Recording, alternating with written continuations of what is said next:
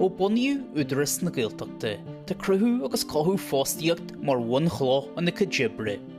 An narí bhíos ceann 9,500 duine fostaithe a gcliantchomhlachtaí Údarás, le na narítear os ceann 7,000 post lánaimseartha, as bhí 2,500 post pháirtaimseartha. Tá Athrú mór taca chuntas fostaíochta na gcliantchomhlachtaí, dar taifid a fátein faoi nacht am chiaráil faisnéise. A gcliantchomhlachtaí Údarás sin narí, bhí 3 post lánaimseartha an le gá post pháirtaimseartha. A gcliantchomhlachtaí antar éireann na narí, bhí 9 post lánaimseartha an le gá post pháirtaimseartha. Agus a gás cliantchomhlachtaí na gríomhreachta forbar tionscail na narí, bhí 5 fostaithe lánaimseartha an le gá post pháirtaimseartha. 5 bliana a gás cliantchomhlachtaí Údarás, bhí 1 fostaithe lánaimseartha an le gá post pháirtaimseartha.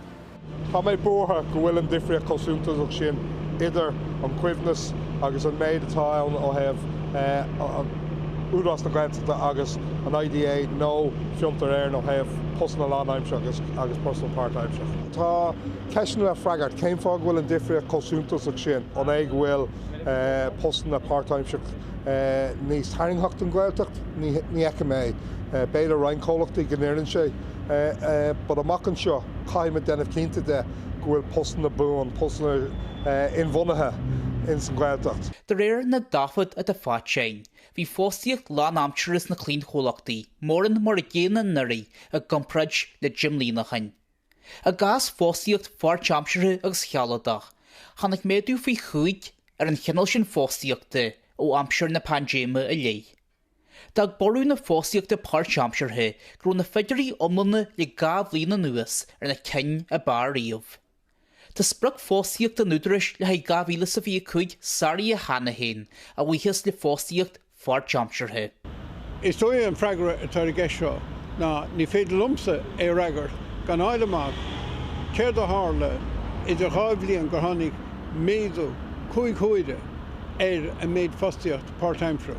A ghlacham leis gur ára an chuiarad ar a cúramh na bhígúirí idir a 2 bliain agus caitú freagra na ceisiúnáil an Údarás. A go ginearálta is dóilm sa bhfuil an corchuige seo asnamhach ó thaobh fostaíocht na Gaeltachta agus bhainanse le cliantchomhlachtaí an Údarás amháin ach ní bhainanse le gníomhaíochtaí omlan an Údarás agus an rion.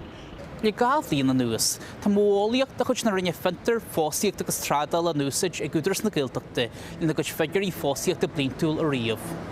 A bhreagra ó Údarás na Gaeltachta, dúirt siad nach meiste heilearú nach bhfuil éon bhaint ag an nathrú móolaíochta leis na hathaí a charlas na feidirí fostaíochta.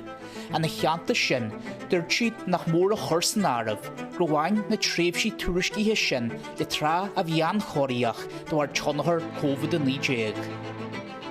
Dúirt an Údarás linn bhfuil gá le tealú stagu agus anlaí sé dhéanú an freagra omlan na chóirt ar na ceisna a thurmaid chocu.